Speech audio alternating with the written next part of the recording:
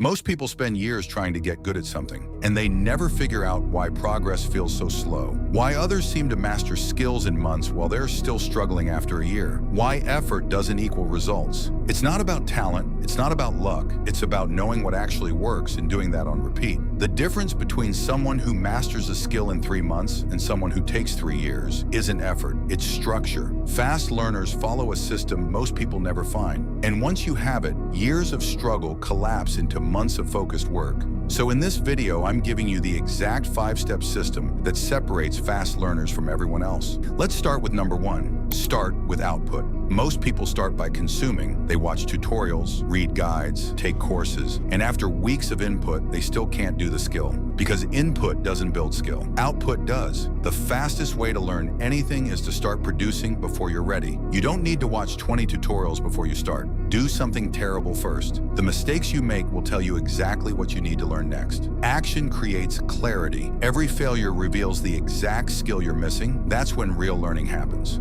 2. The 80-20 rule. You try to absorb everything at once. Every technique, every variation, every advanced move you're not ready for. And within weeks, you burn out before mastering a single thing. But every skill has a core. 20% of what you practice creates 80% of your results. Your only job is to identify those few movements that drive the skill. Master those first. Ignore the rest until they're automatic. Once that's locked in, everything advanced becomes 10 times easier. Most people skip this step. That's why most people stay stuck. 3.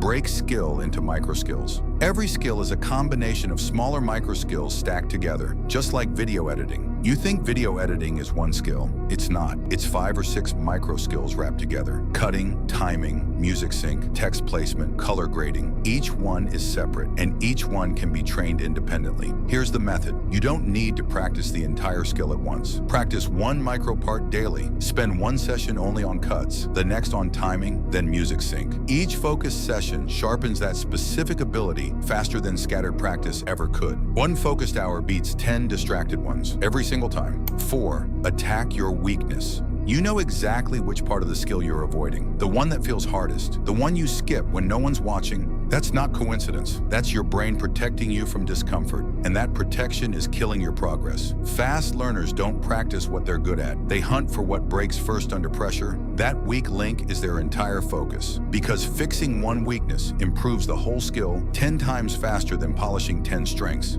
Every session should feel difficult. If it doesn't, you're not practicing your weakest part. You're maintaining what you already have. And maintenance doesn't build skill. Targeted discomfort does. So find the thing that scares you. Spend your session there. That's where mastery lives.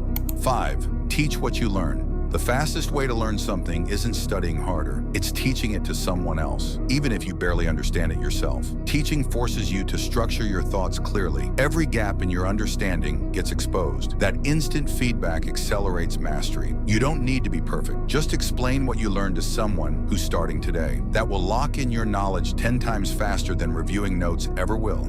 The system is here. Most people will watch this and do nothing. Don't be one of them. Pick one step and start applying from today. And before you scroll, comment, "I'm starting," and subscribe to the Inspire Path. That's where growth begins.